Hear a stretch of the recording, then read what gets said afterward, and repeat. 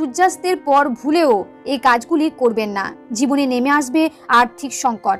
বাস্তুমতে এমন অনেক কাজ রয়েছে যেগুলি সূর্য ডোবার পর একেবারেই করা উচিত নয়।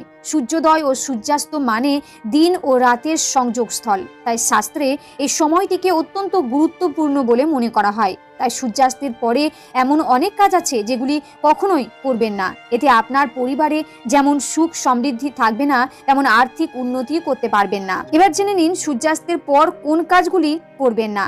সন্ধেবেলা ঘুমাবেন না। অনেকে সন্ধেবেলায়ও ঘুমিয়ে থাকেন। শাস্ত্রমতে সন্ধেবেলা ঘুমাতে নেই, কারণ এর ফলে তাদের বয়স কমে।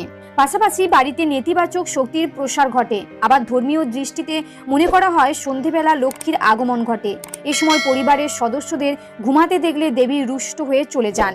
সূর্যাস্তের পর বাড়িতে ঝাঁট দিতে নেই। সূর্যাস্তের পর কখনো বাড়িতে বা উঠোনে ঝাঁট দিতে নেই, কারণ এটি আর্থিক অনটনকে স্বাগত